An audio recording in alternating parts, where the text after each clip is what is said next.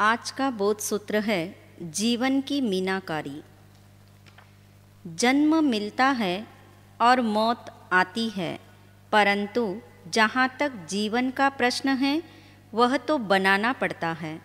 तभी तो जीवन को एक प्रकार की मीनाकारी कहा है, जिसकी विभूषा एक मणि के साथ दूसरी मणि के जड़ने से निखरती है। मात्र श्वासोश्वास का चलना जीवन नहीं है, अपितु जीवन प्रतिपल मौत की ओर प्रस्थान कर रहा है। मौत का एक बार भी स्मरण आ जाए तो जीवन के सारे प्राण निकल जाते हैं। जब तक मृत्यु का विचार नहीं किया, तभी तक सपनों को फैलाए जाओ, फुलाए जाओ और कागज के महल बनाए जाओ, लेकिन मृत्यु का ख्याल आते ही सब ढह जाता है।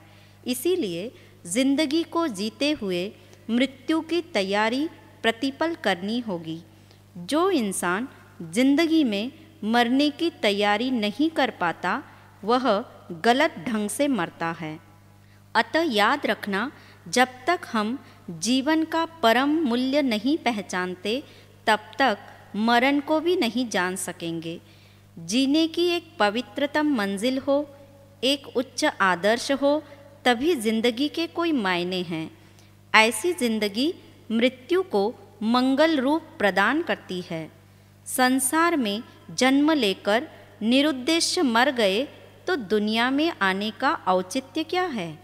जिन्होंने उद्देश्यपूर्ण व निष्पाप जीवन जिया है, उनके लिए मृत्यु महोत्सव है और बंधनों से मुक्त होने का श्रेष्ठतम सुअवसर है। सफल मृत्यु उसकी होती है जो जीने की कला को समझता है। कुशल वह है जो जीने को सीख लेता है। ऐसा महामानव इस दुनिया में अपने उत्तम लक्ष्य के लिए जीता है और उसी के लिए मर मिटता है। एक बार नचिकेता पर प्रसन्न होकर यमराज ने उसे एक वर मांगने को कहा। नचिकेता ने कुछ सोचकर कहा, मुझे ये बतला दीजिए कि मौत से छुटकारा कैसे मिले।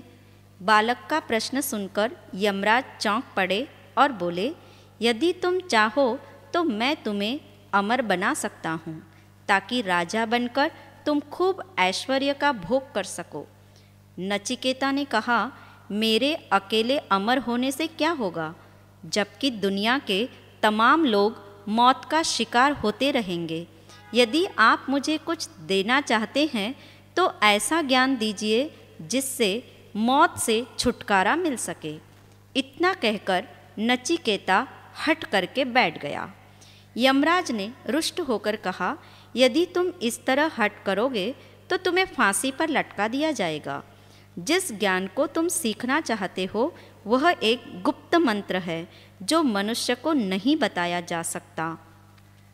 नचिकेता ने कहा, मैं फांसी से नहीं डरता, मुझे आप वही मंत्र बतलाइए। यमराज ने बालक की दृढ़ता और पात्रता देखी तो उसे एकांत में ले जाकर कहा, जब तेरी आत्मा परमात्मा बनने की साधना को पूर्ण कर समस्त कर्मों से मुक्ति प्राप्त कर लेगी, तब मृत्यु से मुक्ति मिलेगी। नचिकेता मृत्यु पर विजय पाने का रहस्य जानकर प्रसन्न हो गया, क्योंकि उसे सदा के लिए मौत से मुक्त होने का किमिया मिल गया था। उसने जान लिया, भय से ही दुख आते हैं और भय से ही मृत्यु होती है। जैसे घड़े का प्रकाशक सूर्य घड़े का नाश हो जाने पर नष्ट नहीं होता, वैसे ही देह प्रकाशक आत्मा देह के नष्ट होने पर भी नष्ट नहीं होती। जीवन के सफ़र में जब शरीर लाइलाज बीमारी से ग्रस्त हो जाए तो उस समय त्रस्त न होकर मन को इस चिंतन में पिरो देना, मुझे ये बीमारी संकेत देती है कि अब इस दुनिया से विदा होने के दिन गिनती के ही है। बरसों से मेहनत कर जुटाई गई विपुल संपत्ति, आलीशान कोठी, मधुर रिश्ते, बहुमूल्य सामग्री, आकर्षक फर्नीचर, विशाल फैक्ट्री आदि सब छोड़कर मुझे अकेले यहाँ से जाना है। जिस मनमोहक शरीर को ता जिंदगी पाला पोसा वह शरीर भी यही छोड़कर जाना है। यदि बीमारी की पीड़ा को मैं रोते रोते सहूँगा तो मेरा दुख दुगुना हो जाएगा। यदि रोगजन्य वेदना को भोगना ही है तो हाय तौबा किस काम की। वेदना के आक्रमण को मन की प्रसन्नता से क्यों न झेला जाए। इस बात का ख्याल रखना। ऐसे दुखमय क्षणों में कुटुंबीजन तथा पास पड़ोस के लोग सहानुभूति अवश्य दिखाएंगे। उनकी सांत्वना में दीनता और कायरता की झलक होगी। उनके स्वर इस तरह मुखरित होंगे, हाय हाय, तुम्हें ऐसी जानलेवा बीमारी ने क्यों घेरा, तुम्हें कितनी भयंकर वेदना होती होगी, भगवान ने तुम्हारे जैसे धर्मात्मा को क्यों दुखी किया। इन शब्दों का मन पर लेश मात्र भी असर मत होने देना, क्योंकि ऐसे शब्द बीमार आदमी को पीड़ित करते हैं और नाहक चिंता देते हैं। मात्र यही सोचना, हे आत्मन, शरीर से घिरी हुई इस जानलेवा बीमारी का कारण पूर्वकृत पाप कर्म हैं जो आज उदय में आए हैं, किंतु तुझे पीड़ित नहीं होना है और न रोना है।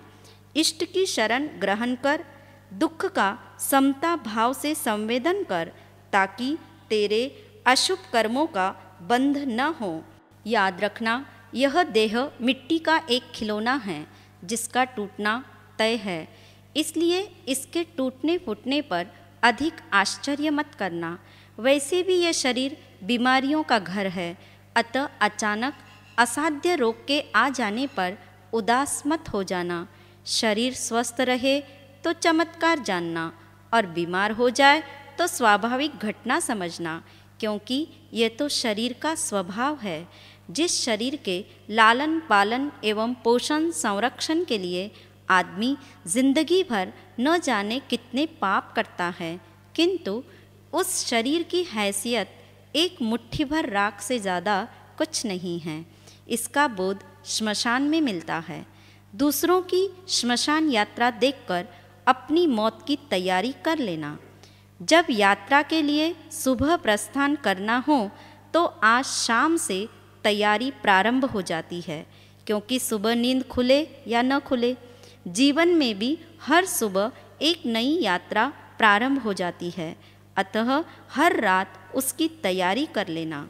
अपने होश हवास में कुछ ऐसे सत्कर्म जरूर कर लेना ताकि मृत्यु के बाद आत्मा की शांति के लिए किसी अन्य को भगवान से प्रार्थना न करनी पड़े कि हे भगवान, उसकी आत्मा को शांति देना, क्योंकि औरों के द्वारा की गई प्रार्थनाएं बिल्कुल भी काम आने वाली नहीं हैं।